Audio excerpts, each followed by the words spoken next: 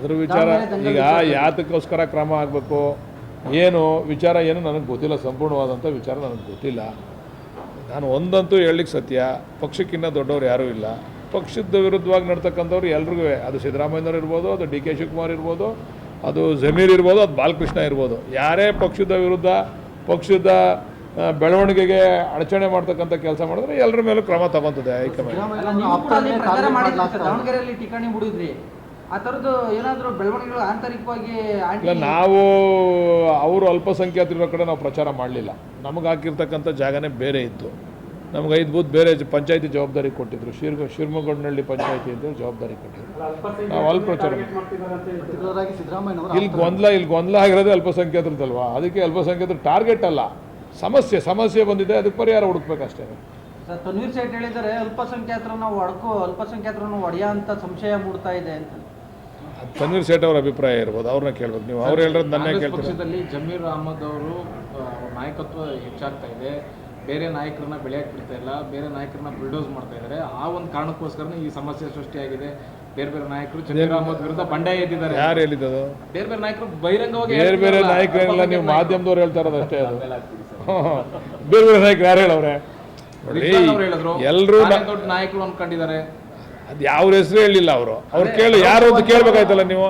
ಅವ್ರು ಜಮೀರ್ ಅವ್ರ ಹೆಸರು ಹೇಳಿದ್ರು. ಅವರು ತನ್ವೀರ್ ಸೇಠ್ ಅವರು ವಿರೋಧ ಮಾಡ್ತಾರೆ. ಆಯ್ತಪ್ಪ, ಅವ್ರು ಯಾರು ಅಂತ ನೀವು ಕೇಳಲಿಲ್ವಲ್ಲ. ಆಪ್ತ ಬಳಗದ ಮೇಲೆ ಟಾರ್ಗೆಟ್ ಅನ್ನೋ ಚರ್ಚೆ ಆಗ್ತಿದೆ. ಒಂದು ರಾಜಣ್ಣ ಆಯ್ತು, ಈಗ ಅಬ್ದುಲ್ ಜಬ್ಬಾರ್ ಆಯ್ತು, ನಜೀರ್ ಅಹಮದ್ ಆಯ್ತು. ಇಲ್ಲ, ಇವೆಲ್ಲ ಮಾಧ್ಯಮ ಸೃಷ್ಟಿಗಳು. ನಾವು ಹೇಳ್ತಾ ಇರ್ತಕ್ಕಂಥದ್ದು ಯಾರೇ ಆಗಲಿ, ಅದು CM ಆಗಲಿ, ಅದು DCM ಆಗಲಿ, ಅದು ನಾವೇ ಆಗಲಿ, ಅದು ಜಮೀರ್ ಆಗಲಿ, ಯಾರು ಆಗಲಿ, ಯಾರಾದರೂ ಕೂಡ ಪಕ್ಷಕ್ಕೆ ತೊಂದರೆ ಆಗ್ತಕ್ಕಂಥ ಕೆಲಸ ಮಾಡಿದ್ರೆ ಎಲ್ಲರ ಮೇಲೆ ಶಿಸ್ತು ಕ್ರಮ ತಗೊತಾರೆ. ಅದು ಅಷ್ಟೇ. Thank you.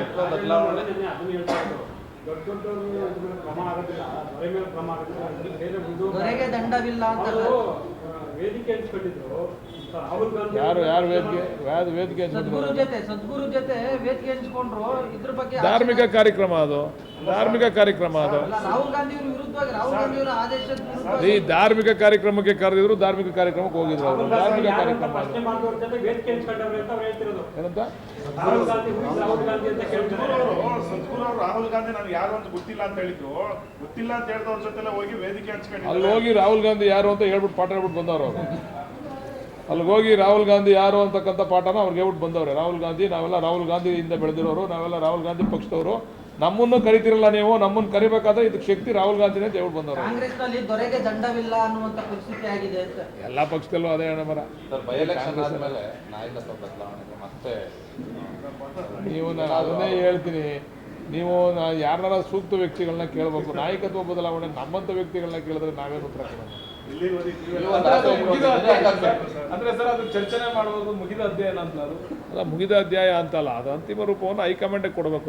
ನಾವ್ಯಾರು ಕೊಡ್ಲಿಕ್ಕೆ ಆಗಲ್ಲ. ನಾವೆಲ್ಲ ಚಿಕ್ಕವ್ರ ಪಕ್ಷದಲ್ಲಿ ಅಂತಿಮವಾಗಿ ಹೈಕಮಾಂಡಿಗೆ ನಾವು ತಲೆ ಬಾಗ್ಲೇಬೇಕಲ್ಲ. ನಮ್ಗೆ ಟಿಕೆಟ್ ಕೊಟ್ಟಿರ್ತಕ್ಕಂಥದ್ದು ಹೈಕಮಾಂಡು, ನಮ್ಮ ಪಕ್ಷದಲ್ಲಿ ನಿಂತ್ಕೊಳ್ಳೋಕೆ ಅವಕಾಶ ಮಾಡಿಕೊಟ್ಟಿರೋದು ಹೈಕಮಾಂಡು. ನಾವೇನೇ ನಮ್ಮಲ್ಲಿ ಆಯ್ಕೆ ಇದ್ರೂ ಕೂಡ ಅಂತಿಮವಾಗಿ ನಾವು ಹೈಕಮಾಂಡ್ ಮಾತಿಗೆ ನಾವೆಲ್ಲ ತಲೆ ಬಾಗ್ಲೇಬೇಕು.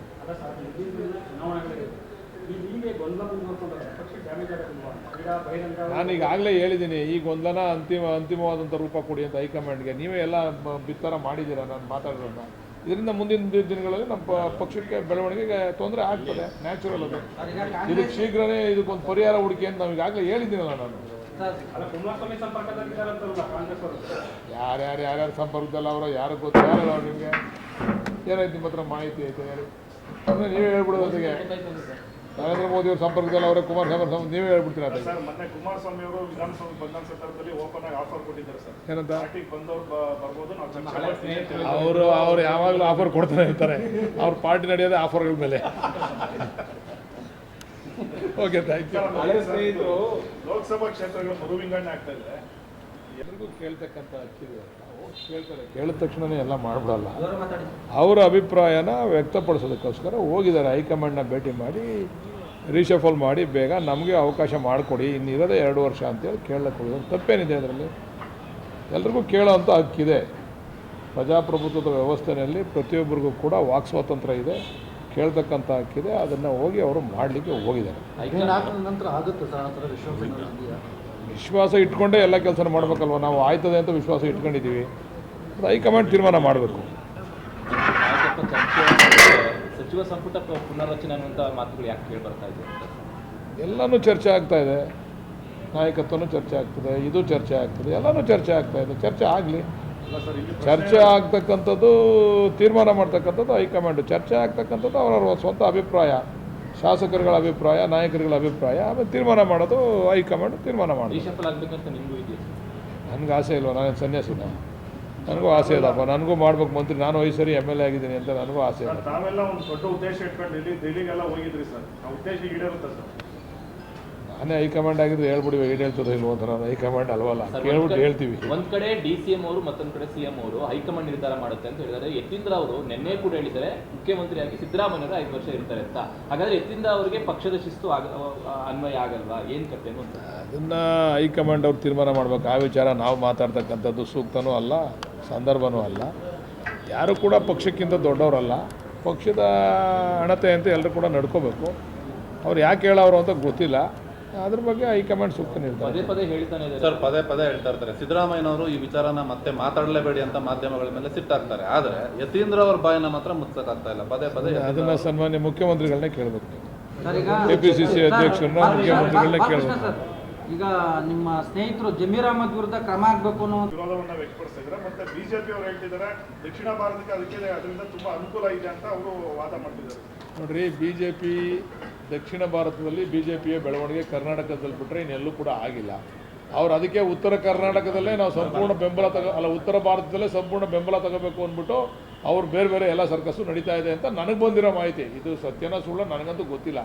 ಇದ್ರ ಬಗ್ಗೆ ನಮ್ಮಲ್ಲಿ ಕೇಂದ್ರದಲ್ಲಿ ಇವತ್ತು ಖರ್ಗೆ ಅವರು ಕೂಡ ಸ್ಟೇಟ್ಮೆಂಟ್ ಕೊಟ್ಟಿದ್ದಾರೆ. ಅದರ ಆ ವಿಚಾರವಾಗಿ ಕೇಂದ್ರದಲ್ಲಿ ಚರ್ಚೆ ಮಾಡ್ತಾರೆ. ನಮ್ಮವರು ಕೂಡ ಯಾವ ರೀತಿ ಅದಕ್ಕೆ ಸಾಧಕ ಬಾಧಕ ಏನಾಗ್ತದೆ ಅಂಥೇಳಿ ಆ ಮಸೂದೆ ಮಂಡನೆ ಮಾಡಿದಾಗ ಅದರಿಂದ ಅನುಕೂಲ ಏನು ಅನಾನುಕೂಲ ಏನು ಅಂತಕ್ಕಂಥ ಚರ್ಚೆ ಆಗ್ತದೆ. ಒಂದಂತೂ ನಮ್ಮ ತಲೆಯಲ್ಲಿರ್ತಕ್ಕಂಥ ವಿಚಾರ ಏನಂತಂದರೆ ದಕ್ಷಿಣ ಭಾರತಕ್ಕೆ ನಮಗೆ ತೊಂದರೆ ಆಗ್ತದೆ ಅದರಿಂದ ಅಂತಕ್ಕಂಥ ಭಾವನೆ ನಮ್ಮಲ್ಲಿರ್ತಕ್ಕಂಥ ವಿಚಾರಗಳು. ಅದು ಇನ್ನೂ ಕೂಡ ಸಂಕ್ಷಿಪ್ತವಾಗಿ ಅದು ತಿಳ್ಕೊಂಡು ನಾವು ಮಾತಾಡೋಣ, ಅದ್ರ ಬಗ್ಗೆ ಮಾತಾಡ್ತೀವಿ.